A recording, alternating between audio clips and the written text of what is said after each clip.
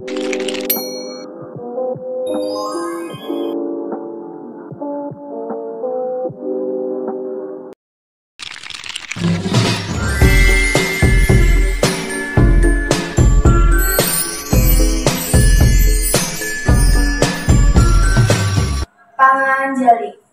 Om Swastiastu. Perkenalkan, kami dari kelompok 4. Di sini kami akan menjelaskan materi mengenai sistem muskuloskeletal. Sebelumnya, izin kami untuk memperkenalkan diri, dimulai dari rekan saya. Perkenalkan, nama saya Nikita Widya Wahyuni, absen 19.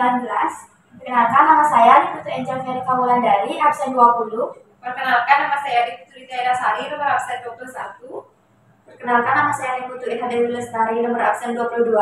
Perkenalkan, nama saya Nimadai Regina Cayanti, nomor absen 23. Perkenalkan, nama saya Putri Intan Putri Mahmayari, saya absen 24. Perkenalkan, nama saya Igusti Alisinta Yanti Kirana, absen 25.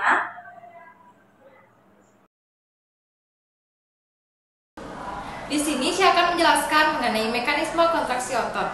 Mekanisme kontraksi otot dimulai ketika otak memberi perintah kepada otot untuk melepaskan ion kalsium.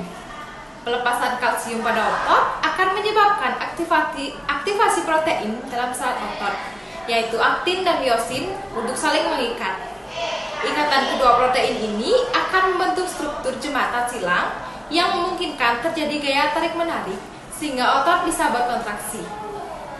Kontraksi otot kemudian akan berhenti ketika ion kalsium berkurang, yang bisa disebabkan oleh berhentinya rangsangan dari sel saraf atau ketika otot kehabisan sumber energi. Secara umum, setiap jenis otot mengalami mekanisme kontraksi yang sama. Meski begitu, setiap jenis otot memiliki peran dan pusat pengendalian yang berbeda. Pada otot rangka, kontraksi otot akan menghasilkan gaya berupa gerakan tubuh yang bisa dikendalikan secara sadar, misalnya berjalan, berlari, atau mengangkat beban.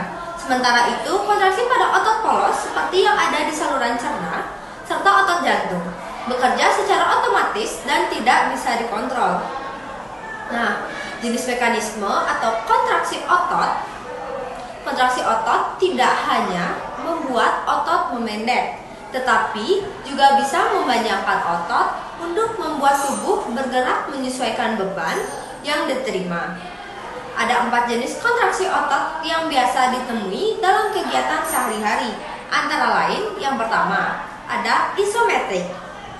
Kontraksi isometrik terjadi antara otot berkontraksi dengan adanya perubahan ketegangan otot tanpa disertai dengan perubahan pada panjang otot. Mekanisme kontraksi otot ini tidak didukung dengan gerakan, tetapi untuk mempertahankan posisi stabil. Contohnya saat Anda mempertahankan posisi memegang botol minum setinggi dada saat berjalan. Yang kedua yaitu jenis kontraksi isotonik. Terjadi ketika otot berkontraksi dengan adanya ketegangan otot yang konstan, tanpa adanya perubahan pada panjang otot. Mekanisme kontraksi isotonik terjadi saat gaya kontraksi sesuai dengan beban yang diterima, misalnya ketika berjalan atau berlari. Lalu selanjutnya yaitu konsentrik. Kontraksi konsentrik terjadi saat otot berkontraksi bersamaan dengan adanya ketegangan otot untuk menerima beban yang disertai dengan pemendekan otot ketika bergerak.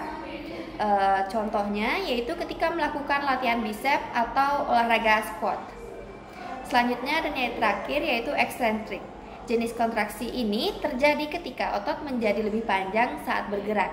Kontraksi eksentrik terjadi ketika otot menahan beban yang lebih berat daripada kemampuan otot mengangkat beban, sehingga otot akan memanjang untuk menurunkan beban. Contohnya yaitu ketika meletakkan benda berat atau menurunkan tubuh saat olahraga pull up.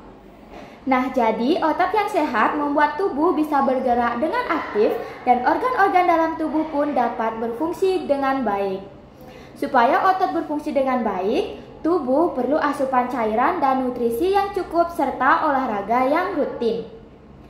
Makanan dan air diperlukan sebagai sumber energi untuk mekanisme kontraksi otot. Sementara itu, olahraga akan melatih dan membentuk massa otot sehingga menjadikannya makin kuat.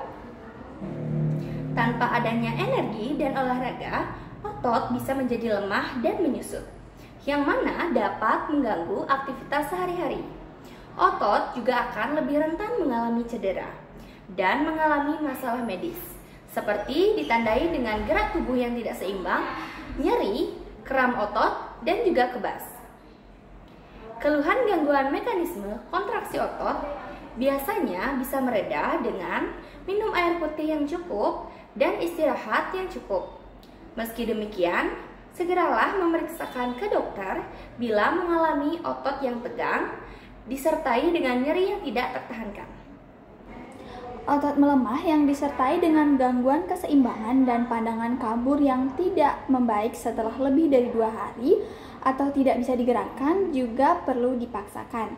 Dengan begitu, dokter bisa memastikan penyebabnya dan memberikan penanganan yang tepat kepada pasien. Rentang gerak sendi atau ROM adalah kemampuan sendi untuk bergerak ke segala arah, baik menekuk maupun memanjang. ROM ini dapat diukur secara pasif dengan bantuan atau aktif atau mandiri. Baik, selanjutnya yaitu nilai-nilai ROM. Nilai-nilai ROM berbeda tergantung bagian tubuh dan individu. Beberapa contoh nilai-nilai ROM normal adalah aduksi 30 derajat sampai 45 derajat, abduksi 70 sampai 180 derajat, fleksi 160 derajat sampai 180 derajat, ekstensi 45 derajat sampai 50 derajat, rotasi eksternal 80 sampai 90 derajat, dan rotasi internal 90 derajat sampai 110 derajat. Rentang gerak sendi dapat menurun seiring bertambahnya usia atau karena kondisi tertentu. Untuk menjaga fleksibilitas sendi, Anda dapat melakukan latihan ROM. Latihan ini juga dapat untuk mencegah pemendekan otot, kontraktur, dan pemendekan ligamen, kapsul, dan tendon. Yang dimana latihan ROM ini juga bisa diberikan kepada pasien yang memiliki mobilitas sendi terbatas karena penyakit, kelainan, ataupun trauma. Baik, sekian pemaparan dari kelompok kami mengenai materi sistem muskuloskeletal. Apabila ada salah kata, kami mohon maaf. Terima kasih sudah menonton. Kami dari kelompok 4. Kami pamit undur diri. Sekian dan terima kasih. Para mengerti. Om Santi Santi Santi Om.